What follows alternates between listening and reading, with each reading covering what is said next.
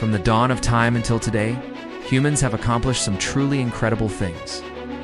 This is the entire history of human civilization in 10 minutes. Let's do this one. Humans first evolved in Africa around 300,000 years ago. For the majority of our existence, we lived as hunter-gatherers. Life was hard. We had to constantly move from place to place, following the herds and picking berries. But it wasn't all bad. We discovered how to use fire to cook food, which may have been the most important invention in human history. Because cooking makes food easier to digest, and it also frees up water for drinking.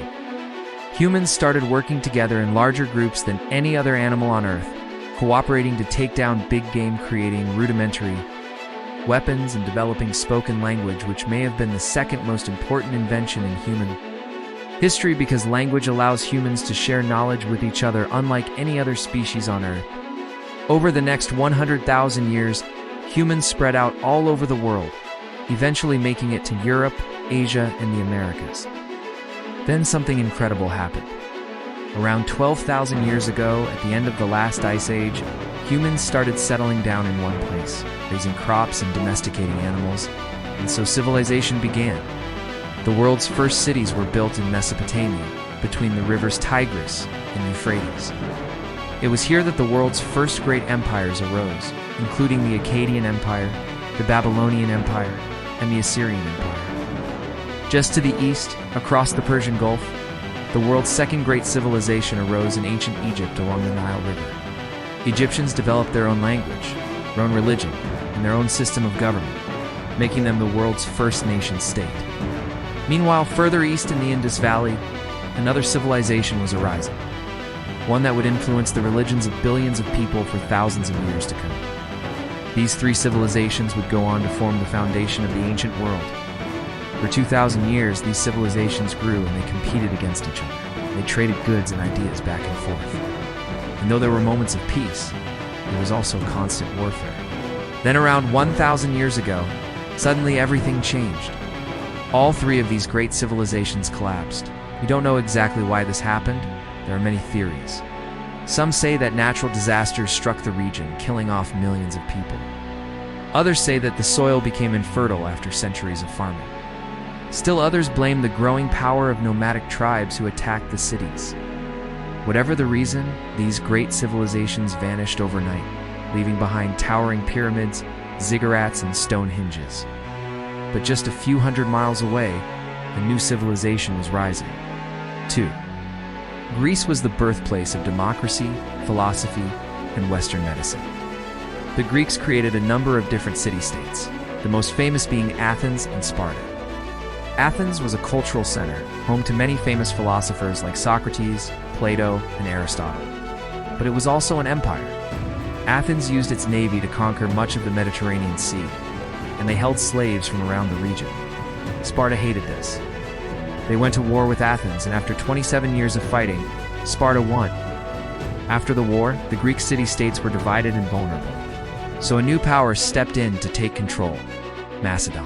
Under King Philip II and his son Alexander the Great, Macedon conquered the entire known world. But as quickly as it rose, the Macedonian Empire fell apart. Soon after Alexander died, the Greek city-states were independent once again.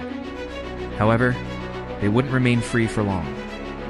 The next power to sweep out of the east was Rome. Rome would conquer the entire Mediterranean region, including Greece. They ruled over their empire with an iron fist, but Roman rule did bring stability and infrastructure to the region. Romans built roads, aqueducts, public buildings, and even a sewage system. Many of these structures still stand in Europe today. However, by the 4th century AD, the Roman Empire was weak and under constant attack.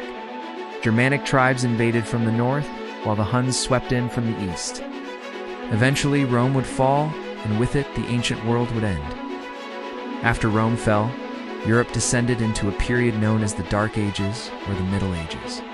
For 1,000 years, Europe would be ruled by kings and queens and popes, not really in that order. It was during this time that Islam spread to Europe from the Middle East. And though there was constant conflict between Christians and Muslims, there was also much exchange of ideas and trade. Eventually, the Muslim armies were pushed back, and feudalism took hold across Europe. Feudalism was a political and economic system that divided European society into three classes: the clergy, the nobility, and the peasantry. Most Europeans were peasants who worked on farms and followed the rules set down by their lord. The Middle Ages lasted for 1,000 years. That makes it the longest era in European history. But by 1400, Europe was ready for a change. Soon after the Black Death ravaged Europe, killing millions, killing almost half of the population, Europeans began exploring the world. They sailed around Africa to India. They crossed the Atlantic Ocean and reached the Americas. They claimed new lands in Asia, and Europe became wealthier than it had ever been before. Trade increased, cities grew, and new technologies were developed. This was the start of the Renaissance, meaning rebirth. During the Renaissance, Europeans rediscovered the ideas and art of ancient Greece and Rome. Artists like Michelangelo and Leonardo da Vinci created some of the most famous works of art in human history. Scientists like Copernicus and Galileo made incredible discoveries about the universe. And authors like Shakespeare and Cervantes wrote stories that are still read and performed around the world. The Renaissance would spread to the rest of Europe over the course of the 16th century. By the 18th century, Europeans had colonized almost the entire globe. They exploited the land and resources of their colonies, and in doing so, became incredibly wealthy. In America, a new political system emerged called republicanism. Republican leaders believed that governments should be based on the consent of the governed and in America. This meant that the American colonies were ready to break away from the rule of the British king. The American Revolution began in 1776 and lasted for 8 years. By 1783, the United States of America was the first modern nation-state in the world. At the same time, the French Revolution was taking place in Europe. France had been ruled by kings for hundreds of years. But by 1789, the French people were sick of it. They stormed the Bastille and executed the king, queen, and child. France would become a republic, but it didn't last for long. Napoleon Bonaparte seized power, and he would go on to conquer much of Europe. But Napoleon's empire would eventually collapse. As Europe recovered from the French Revolution and Napoleon's wars, a new political ideology arose called liberalism. Liberalism emphasized individual rights and freedoms, as well as constitutional government. This led to the revolutions of 1848 across Europe, which resulted in more freedoms for the people and more power for the middle class.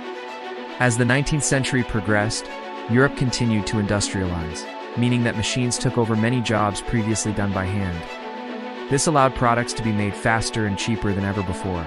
It's also led to the growth of giant cities and enormous gaps between the rich and poor. By 1900, however, most of the world had been industrialized, which led to mass production, greater wealth, and higher standards of living for millions of people. Sadly, it also led to terrible working conditions, especially for women and children. Then, in 1914, the world's great powers went to war. World War I would last for 4 years and result in over 16 million dead.